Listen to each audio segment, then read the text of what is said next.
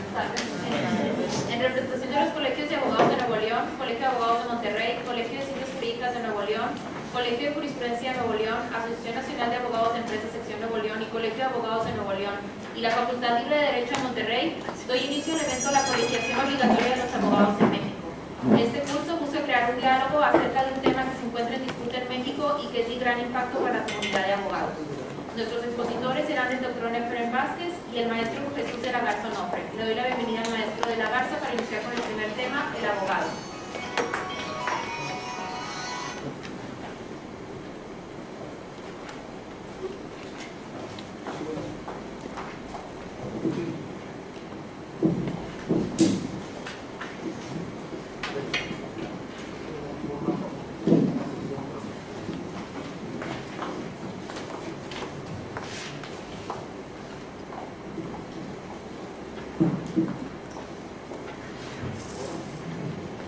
Cuentan que un caníbal entró a una carnicería y, observando los precios, trataba de decidir qué llevar para cenar. Llamaron su atención un par de letreros. Uno de ellos decía: sesos de ingeniero, 4.50 el kilo. A su derecha había otro que decía: sesos de abogado, 50 pesos el kilo. Oiga, señor, preguntó el caníbal, ¿por qué los sesos de abogado son tan caros? Bueno, dijo el carnicero, ¿sabe usted cuántos abogados hay que matar para obtener un kilo de sesos? ¿Cuántos abogados se necesitan para cambiar una bombilla eléctrica? 3. Uno para escalar la escalera, otro para menearla y el otro para demandar a la compañía de escaleras. ¿Por qué los laboratorios que realizan experimentos decidieron usar abogados en vez de ratas? Por 3 motivos. Primero, los abogados son más numerosos. 2. Los asistentes de laboratorio no se encariñan con ellos. Y 3. Hay en definitiva algunas cosas que las ratas no estarían dispuestas a hacer. ¿Cómo se llama una persona que ayuda a un criminal antes de cometer un delito? Cómplice.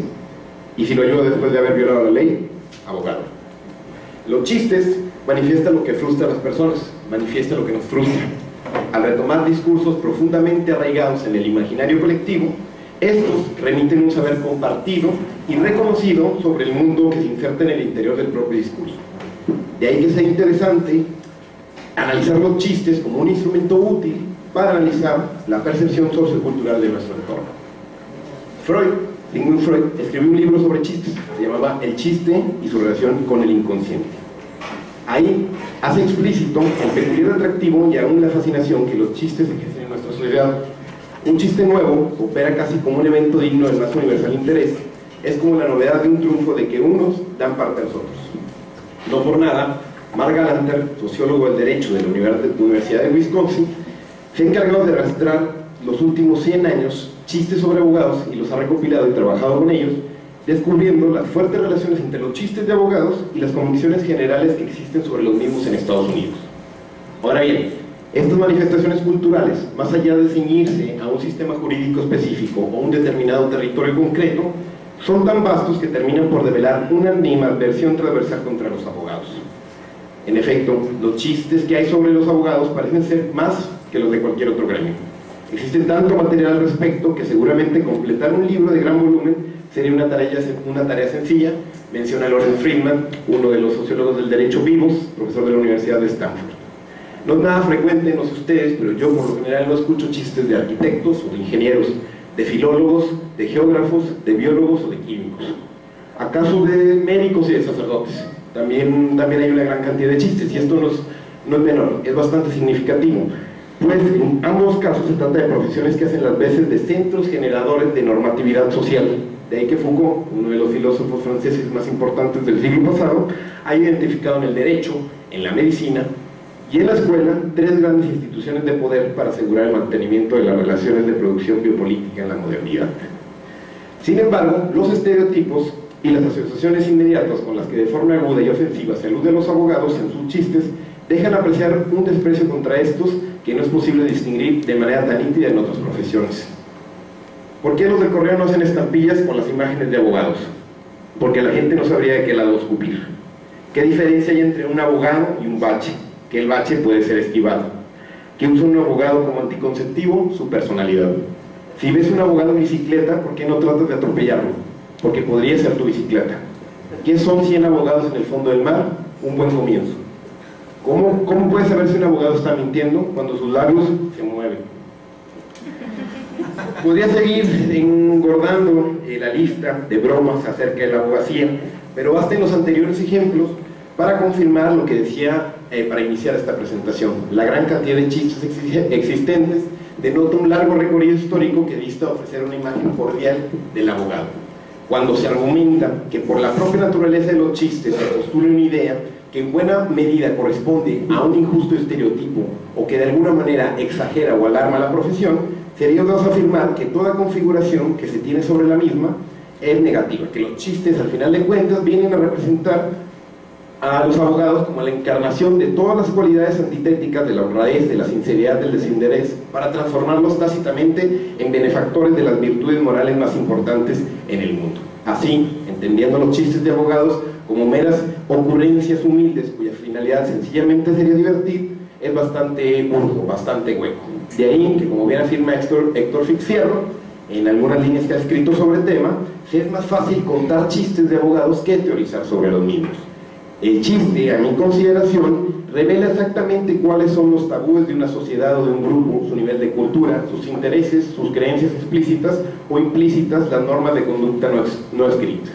Al no existir un aparato oficial centralizado que se encargue de su creación, los chistes surgen del clamor popular, previos a los medios masivos de comunicación, al margen de lo institucional y de autores indeterminados con la necesidad de causar gracia para compartirse de boca en boca.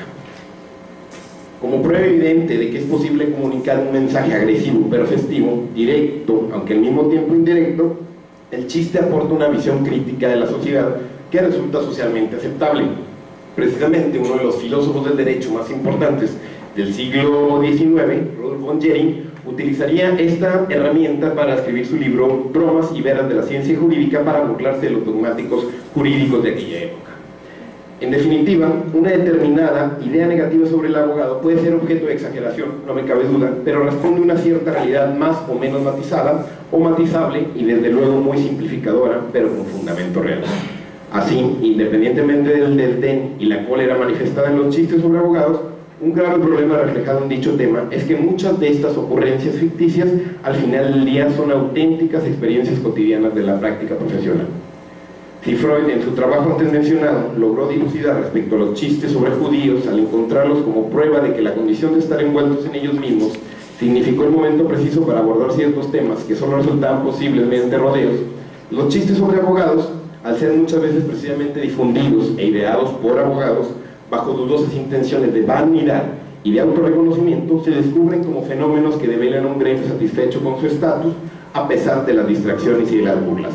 Así, inmersos en una dinámica que burla la autocrítica, los abogados suelen relegar el análisis de los vicios que aquejan a su profesión, causando encono social al respecto a su labor. Buenas tardes y gracias por acompañarnos. A todos, primero que nada, gracias por estar aquí, un viernes por la tarde. Creo que es más valiosa su presencia y mañana por la mañana será el doblemente valioso.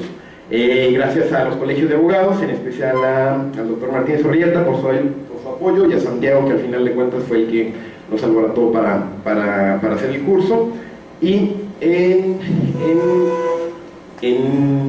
las sesiones del día de hoy y del día de mañana estaremos hablando de la profesión de abogados y de una reforma bastante importante que está por venir, o que por lo menos eso nos han hecho creer nuestros honorables senadores. El curso lo hemos estructurado de la siguiente manera. Iniciaré el día de hoy hablando sobre la abogacía en el primer módulo. Después el profesor Efren, que aquí nos acompaña, del cual también agradezco, hablará en un segundo momento sobre la colegiación, para el día de mañana iniciar propiamente el análisis de la reforma constitucional y legal sobre colegiación y certificación, y por último las potencialidades y los riesgos de la misma, el cual intentaremos hacer un debate sobre las ventajas y desventajas que le vemos al nuevo panorama jurídico que se avecina en México en torno a la colegiación y certificación en la profesión. Trataré de hacer esto lo más transversal posible. En cualquier momento, si necesitan pararse, ir al baño, lo que necesiten, trataré también de ser lo más puntual posible para no perdernos. Si alguien tiene alguna duda, cualquier inquietud, favor de levantarse la mano, que esto tratar de que no sea solo de aquí para allá. Cualquier inquietud, estamos a sus órdenes, ¿verdad? Con su permiso, medio calor. Digamos que los chistes, al final de cuentas, digan, ¿cuál será la imagen? Pues probablemente es cierto, los chistes marquen una determinada tendencia, o es un aspecto bastante concreto de una proyección social de los abogados. Sin embargo, no solamente pasa los chistes, sino a través de los grandes literatos de la historia de la humanidad desde tiempos remotos, de Erasmo de Róterdam hasta pasando por la utopía de Tomás Moro. En su obra más importante explica, quedan excluidos todos los abogados en la utopía, esos picapleitos de profesión que llevan con habilidad las causas e interpretan sutilmente las leyes. Después, bastantes de contemporáneos españoles, Góngora y Quevedo contra los abogados. Tú de los bachilleres que siempre en balde has leído y que más pleitos has perdido, que una muchacha alfileres, médico en derecho eres, pues no has tomado a proceso pulso, que en el buen suceso haya tu ciencia ostentado, la cera del demandado o la cadena del proceso. A lo largo también del siglo pasado, el antepasado, Jonathan Swift, en Los viajes de Gulliver, también tal vez una novela bastante conocida que después fue llevada al cine en varias ocasiones, al visitar un país lleno de abogados, lo describe así: había entre nosotros una asociación de hombres a quienes se adiestran desde que son jóvenes en el arte de demostrar con palabras multiplicadas para tal propósito que lo blanco es negro y lo negro es blanco, según la paga que reciben. El resto de la población es esclava de esta asociación. Eso estamos hablando desde 1800, sin diferentes obras literarias donde escritores manifiestan su aversión contra los abogados. Las novelas de la literatura rusa clásica de Dostoyevski o Tolstoy, Franz Kafka, el principal exponente en el proceso, una serie de procedimientos jurídicos bastante complejos donde denosta el abogado, y el último, Roberto Bolaño, en la obra más importante de la literatura contemporánea, inicia su principal novela, Los detectives salvajes, diciendo: seré abogado, eso le dije a mi tío y a mi tía, luego me encerré en mi habitación y lloré toda la noche, o al menos una parte de ella. ¿Para qué hago este recuento de sucesos, de cuál es la proyección social que hay de los abogados a través de diferentes manifestaciones culturales? Para demostrar que existe una determinada proyección negativa sobre los mismos. Se puede quedar solamente en lo cultural, puede ser, pero también a lo largo de la historia hemos visto diferentes acontecimientos. Desde Bernal Díaz del Castillo en Historia Verdadera de la Nueva España, donde avisa a la Nueva España que no se envíen letrados a la Nueva España. En el Perú de Pizarro, también al conquistarlos, solicita que se prohíba la entrada a los abogados. En todas las ideologías y en todos los aspectos. En la monarquía absoluta en España se llegó a decir el rey: todo el mal nos viene de los togados. Karl Marx en el marxismo los identifica como personas que se encargan de estar subordinados al capital y de lubricar los procesos económicos. Tanto Hitler como Mussolini se burlaron de ellos, intentaron demostrarlo o hacer a la población creer que la profesión de alguna otra manera era dañina para la sociedad. La Comuna de París, estoy hablando de diferentes aspectos ideológicos, desde la derecha extrema hasta la izquierda. La Comuna de París es un buen ejemplo de las pintas que había en el mayo del 68 para decir basta de abogados, para de abogados. En Francia, en el momento de la Convención Nacional Francesa, Napoleón cierra las escuelas de derecho. ¿Por qué? Porque dice Napoleón: no hace falta que personas interpreten la ley, y más de interpretarla la puedan manosear de diestra a siniestra. Cierra las escuelas de derecho y cierra los colegios de abogados. No existe la profesión en Francia durante iniciar la Revolución Francesa. Balzac dice que las novelas son la historia privada de las naciones. Esto es un buen ejemplo de cómo la abogacía, no solamente a través de los chistes o de determinado cierto tipo de literatura, también a lo largo de la historia han generado problemas a la sociedad. Problemas para bien y para mal. Vayamos a la Real Academia, que tanto les gusta citar a los abogados. Primera definición que da, digamos la estándar: licenciado doctor en Derecho que ejerce profesionalmente la dirección o defensa de las partes en toda clase de procesos o el asesoramiento y consejo jurídico. Segunda, intercesor y mediador. Tercera, persona habladora, enredada o parlanchina. Esto lo dice la Real Academia. De entrada vemos una ambivalencia en la profesión. Bueno, yo les voy a preguntar, si hay tanta aversión y tanto animadversión en contra de los abogados y de la profesión jurídica, yo no veo que los jóvenes dejen de inscribirse a las carreras de Derecho o que las personas sigan, dejen de acudir a los abogados. ¿Acaso algunos dicen que son como los servicios funerarios o como los dentistas? ¿Sí? Que uno ocurre con ellos cuando les ocurre una desgracia. Sin embargo, los abogados, al final de cuentas, yo creo que se plantean como una solución y como problema al mismo tiempo, y es aquí donde me gustaría detenerme para explicar cuál va a ser el camino a seguir en la presente presentación. Iniciaré hablando sobre todo de globalización y de crisis. Antes de entrar propiamente al tema de colegiación, a la reforma que se avecina y cómo va a cambiar el panorama jurídico, es pertinente analizar cuáles son las características de la abogacía hoy en día, cuáles son los principales rasgos o características que hacen del abogado al día de hoy un profesionista diferente al de años pasados. Entonces, dentro del primer apartado de globalización, iniciaré hablando sobre un modelo preponderante de abogado, que es el abogado de empresa.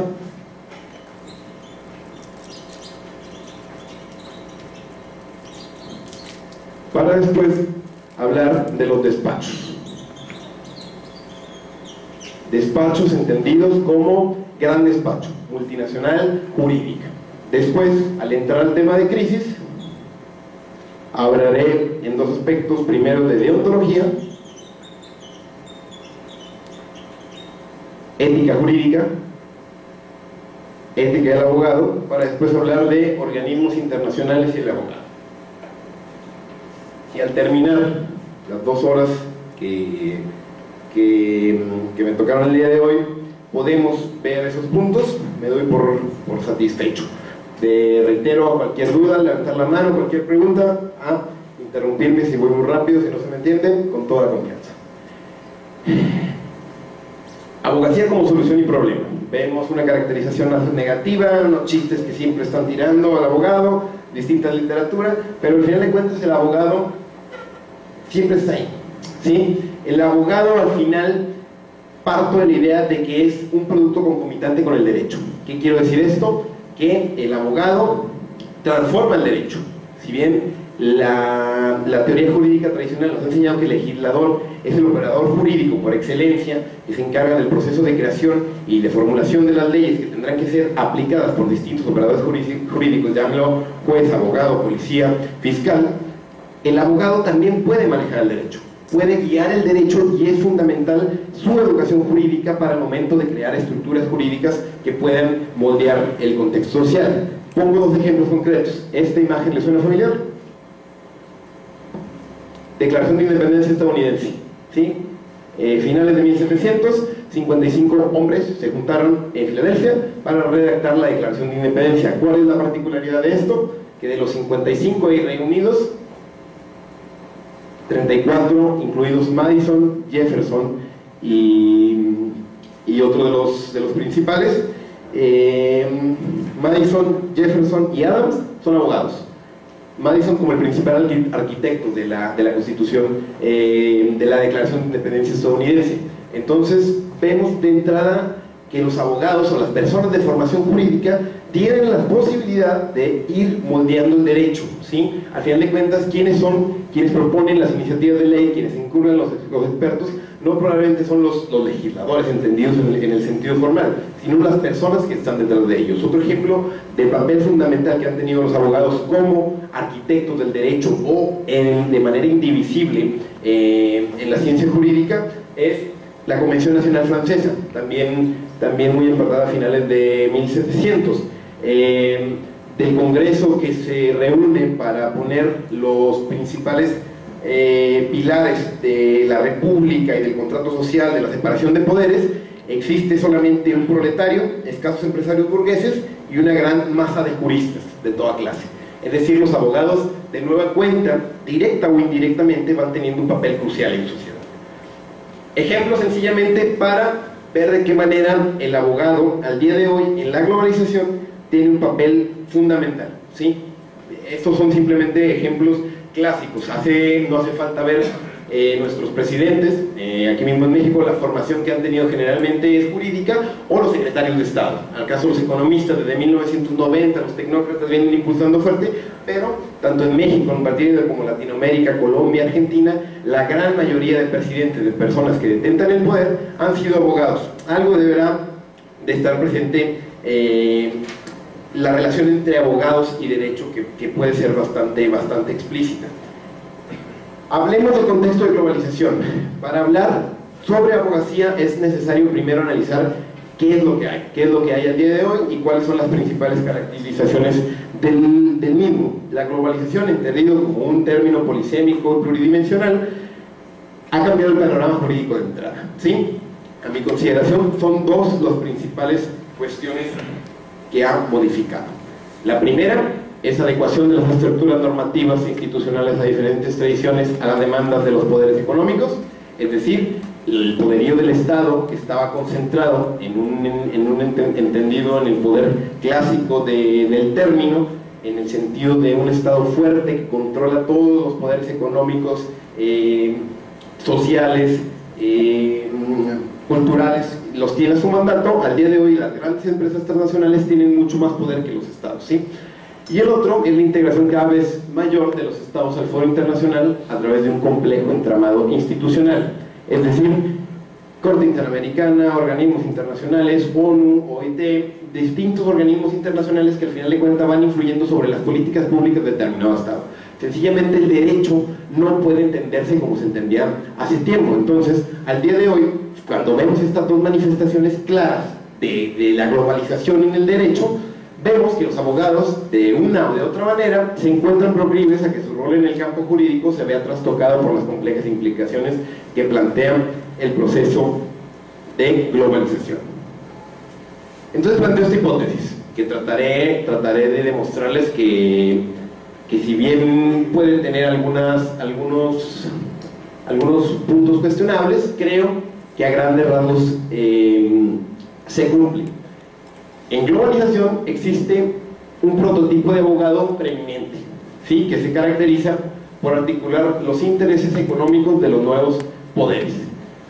Ahí lo ponemos, los subrayo en rojo, en la segunda parte de la exposición. Entro a los despachos jurídicos transnacionales. Entro a intentar hablar de esta hipótesis de la siguiente manera. Primera búsqueda en Google, ¿qué es lo que encontramos? Simplemente abogados, igual puede ser, porque probablemente ya tenga distintas búsquedas. Abogados de series de televisión, el clásico persona con corbata, el abogado de foto de despacho que sale precisamente. Varias búsquedas más, el togado, esta es buenísima, de un abogado con peluca y con toga, atrás sale la sombra de un buitre, y los mismos la rubia que está atrás de muchos libros, digamos, una caracterización clásica del abogado a través de series o películas de televisión, ¿no? Corbata, elegante, haciendo justicia, tratando de llevar a cabo el derecho propiamente. Una encuesta realicé hace tiempo y pregunté a distintos estudiantes de Derecho de primer semestre en dónde desean desarrollarse los futuros licenciados en Derecho. La gran mayoría dicen dos cosas: despacho de abogados y empresa. Si sumamos las dos, es casi la mitad, no del todo, pero sí.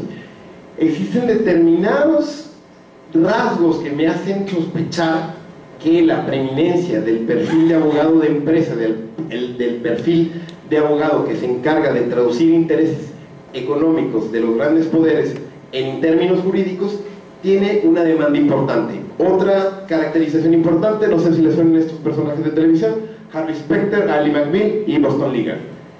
¿Qué quiero decir con esto? A través de medios de comunicación, de fórmulas culturales, la idea generalizada respecto a que el estatus en el campo del derecho social se debe en parte a una supuesta proximidad de la riqueza del poder. No conozco a alguno de estos tipos que le vaya mal sinceramente, en las series de televisión están bastante, sí, exactamente. Constante proyección a través de representaciones de series de televisión, películas de cine, hacen los medios de ese tipo de abogados, quienes suelen gozar de una vida glamorosa y cuya estabilidad económica se encuentra garantizada, ha inducido que la práctica del abogado en el derecho de empresa se convierta prácticamente en un negocio. Son simplemente voy tirando, hablamos de Google, de encuestas a estudiantes de primer semestre y de series de televisión. La evolución del abogado. No se puede hablar ahora de un mismo abogado que antes del proceso de globalización. Si antes hablábamos de la sociedad liberal clásica relacionada con la producción de mercancías en su fase preparatoria, en su conversión en dinero, es decir, abogado entendido solamente en los procesos privados de producción, ahora hablamos de un arquetipo de abogado como administrador, negociador y con fuerte tendencia a la especialización, que sirve de puente a los poderes públicos y a los poderes privados. Aquí trato de hacer explícito esto, de por qué creo que gran parte de la abogacía del día de hoy se centra en los despachos jurídicos grandes y en un abogado de empresa determinado. Esto es un artículo de la revista Forbes de 2014 México, donde lo pongo a continuación. Es un copy-paste de lo que dice el artículo. Una entrevista de diferentes abogados de la profesión para ver cómo es su perfil, cuáles son sus principales tendencias. Dice un Klaus von Bowser, de un importante despacho en Ciudad de México, su bufete no acepta llevar cualquier caso, ya que solo atiende a los muy importantes. Por muy importantes es la venta de cervecería Modelo, que implicó una operación de 20.000 millones de dólares, ¿sí? Con una cartera de clientes que incluye más importantes compañías refresqueras, de hamburguesa, cosméticos. Presume darse el lujo de rechazar casos extravagantes como cobrar pagarés de 10 millones de dólares, ¿sí? Digamos que es un tipo de abogado que lo encontramos en estas revistas. ¿Qué más dice? Al final se recurre a un adagio popular que, aunque desgastado, sirve para fines de esta historia. Más vale un mal arreglo que un buen pleito. El artículo tengo, si al final a alguien le interesa se lo paso y no hay ningún problema. Sigo con el artículo. Abogados Alberto Sincer y Julio Esponda responden de una gran sala de juntas. Bajo su cristal, litigar es un mal negocio para el cliente porque su trabajo no se trata de ganar juicios, sino de arreglar problemas. Después de reconocer que los abogados tenemos mala reputación a nivel mundial, hablamos de la delgada línea que hay entre respetar la ley e infringirla. Consideran que un abogado no debe preguntar si su cliente es culpable o no. Lo que tiene que hacer, dice Sincer, es formarse una opinión de la causa que está defendiendo, porque al final ganará la parte que tenga la versión más sólida. Al final llegamos a la pregunta incómoda: ¿cuánto facturan estos grandes despachos, estos abogados de empresa? Sánchez Navarro informa que en promedio cobra $250 la hora y tiene por clientes a grandes empresas. En números redondos dice que factura al año alrededor de $1 millón. Otro abogado, tarifa de 1.000 a 4.500 pesos la hora, dice que registra ingresos anuales por 40 millones de pesos. Gabriel Pisa Avilés, de Pisa Abogados, que lleva sus asuntos Coca-Cola y distintas empresas importantes, maneja tarifa de $300 la hora y factura entre 30 y 40 millones de dólares al año. Muchísimo dinero, y entendido que al final de cuentas esta proyección, si tú abres Forbes, si tú abres la revista Sociedad, vas a encontrar ese perfil de abogado que se encarga de esto, de articular los intereses. Entonces, todo esto creo que al final decanta en colegiación y certificación, pero me gusta iniciar con esto para hablar de una reflexión sobre cuál es el estado actual de la profesión. No sé si conozcan esta revista jurídica, y espero que no la conozcan. Foro Jurídico y El Mundo del Abogado, ¿no? O sea, el Hola o la revista rosa de la profesión, que al final de cuentas muestran una pasarela de los abogados que están dispuestos a aparecer en ella, haciéndoles entrevistas o viendo sinceramente un perfil concreto de abogado, ¿sí? Sí estoy criticando esto, sí estoy criticando ese tipo de abogados. Sin embargo, lo que yo creo es que este prototipo de abogado va influyendo y va relegando a otro tipo de abogados. ¿Por qué es importante criticar o por lo menos hacer explícito este tipo de abogados? Y creo que esta viñeta lo ilustra bastante bien, ¿no? Al final de cuentas, una persona turbia con algún negocio por ahí entrega un paquete y dice: páseme a legal este atropello. Traducir en términos jurídicos, arquitectos jurídicos, en los intereses de los poderes dominantes. No nos interesemos ahora por el bien común, por la deontología y por la ética. Al final de cuentas, si un cliente pagando esa cantidad de dinero de $400 la hora a un determinado abogado va a querer ganar un caso cualquier como de lugar, es bastante cuestionable. Entonces la abogacía, como muchos otros campos, ha traído aparejada en la globalización este fenómeno de empresarialización que se manifiesta cuando la figura humana se reunifica en el sujeto económico en un contexto donde toda decisión está sometida a reglas de eficacia inmediata dentro de una dinámica de